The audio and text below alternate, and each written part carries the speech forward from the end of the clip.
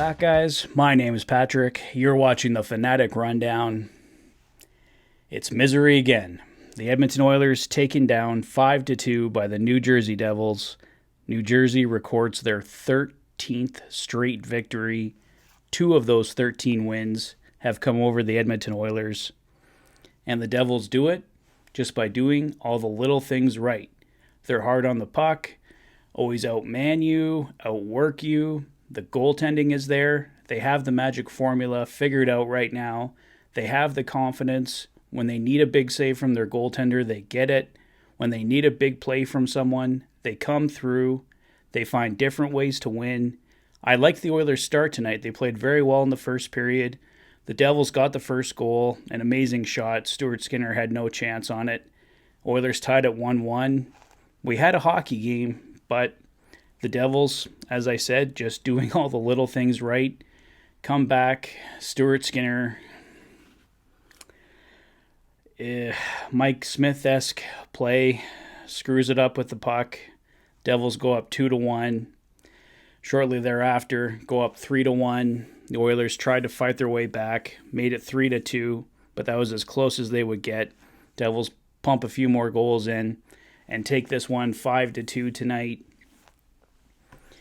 And yeah, the Oilers weren't terrible tonight, but the Devils just proved why they're the better team right now, why they're collecting win after win. Like I said, they're doing the little things right, and I think we all kind of knew Stuart Skinner was due for probably not an overly strong game, and that happened tonight.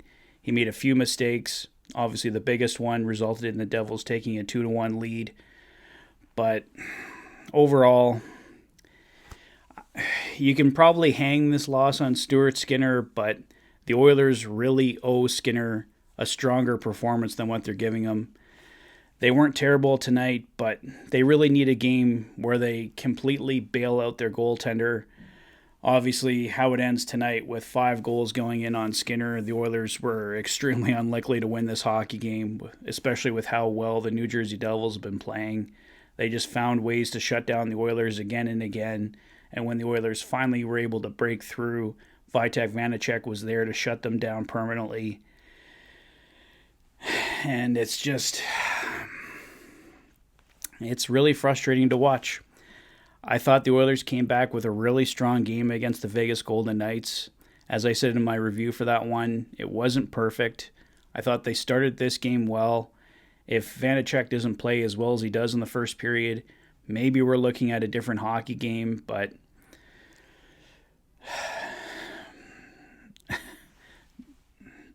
I hate repeating myself ad nauseum with this, but the Devils are doing the little things right, and it just showed tonight, and they came through and took this game, and I just don't think they ever really had any doubt at any point that they were going to win this hockey game, and that you have to have that confidence if you're going to win 13 games in a row.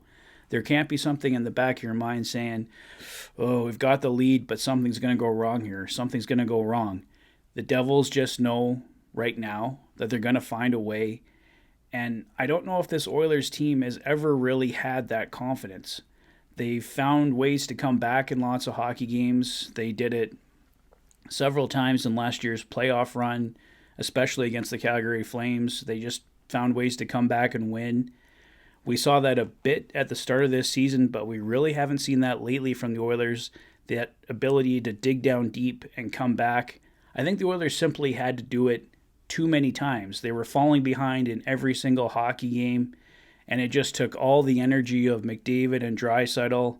They're playing far too much in those hockey games. The Oilers just aren't deep enough when it comes to having to come back. They rely on 2 guys too much, and the Oilers just simply have to find a way to get leads so they're not having to crawl back in almost every single hockey game. It's so rare that the Edmonton Oilers ever have a lead, and it makes it incredibly difficult on their best players because they absolutely have to be at their best. It makes it so hard on their goaltenders. On nights like tonight when Stuart Skinner made a couple mistakes, Stuart Skinner can't make those mistakes on this team because the Oilers just aren't doing enough to erase those mistakes right now. So if those mistakes happen, they're more than likely going to cost the Oilers the hockey game. They're just not finding other ways to win right now. And hopefully the Oilers can find something even remotely close to what the Devils are experiencing right now. The Devils just have the confidence. They're doing everything right that they need to do right. They're getting the goaltending, and they've found that magic formula that just has been eluding the Oilers for years.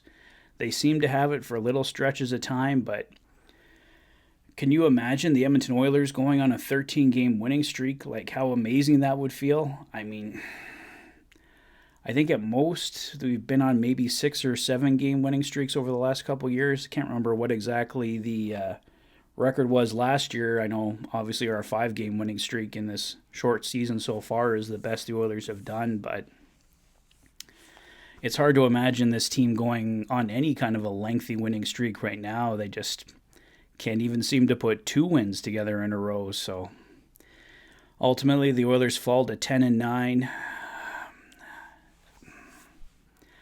I don't know, guys. The Oilers have to figure something out. They're down Evander Kane. They're down Kyler Yamamoto. New guys are coming in and have infused some life. Matthias Janmark and Klim Kostin have been excellent. Jesse Puljujärvi had a good game tonight. Markus Niemelainen was excellent tonight, threw some big hits, but it's not enough. The Oilers are doing some of the little things right, but they're not putting the puck in the net. And ultimately, unless you're doing that, it doesn't really matter how many other things you do right. If you can't score, if you can't get the big save, you're going to end up with nights like tonight, and it could potentially be even worse right now. I know a lot of people aren't happy with Jack Campbell's performance so far this season. Don't know what the latest update is on Campbell, but as of this recording, it does not look good. He took a puck while sitting on the bench, had to leave the game for the third period, did not return. The emergency goalie had to be ready to go in there in case of Stuart Skinner going down as well. So I imagine we'll get some kind of update on Jack Campbell tonight. If Campbell is out, I'm not sure where exactly the puck ended up hitting him, if it hit him in the eye or the cheek. But if Campbell's out for any extended period of time, look to see Calvin Pickard called up from the Bakersfield Condors. And that likely means Stuart Skinner is going to have the ball here for the next while. So hopefully Skinner can bounce back from tonight. He's been good like 98, 99% of the time, so I'm not really too worried about Stuart Skinner. He was due for kind of an off game. And like I said, when your goalie's having kind of an off night, the Oilers have to dig deep. There's been plenty of times where their goaltender has bailed them out. They have to be there to bail their goaltender out some of the time. And tonight was one of those times, but the Devils, I don't know how anybody's going to beat them right now. You definitely have to play a perfect or near perfect 60 minutes to take this team down. So we'll see how long the Devils can keep this streak going. It's very impressive to watch. I'm critical of the Oilers tonight, but you also have to give a lot of praise to the Devils. They look very good right now. They look like a well-rounded team, and hats off to them on their amazing 13-game winning streak. It's really impressive to see, and I would just be so thrilled if the Oilers could ever find a way to do that, because that would be so incredibly fun to watch. A far cry from what we're watching right now. But we'll see what happens with Jack Campbell. Hopefully he's okay. Would you guys be potentially excited to see Calvin Pickard? What do you think of the Oilers' troubles? What do you think the solution is? Let me know in the comment section below. If this is your first visit to the channel and you like what you see, please consider liking and subscribing for all the latest Oilers content. You've been watching the Oilers Fanatic. Thanks for being a fan. Take care, guys. Let's hope they can win the next one. I'll see you soon.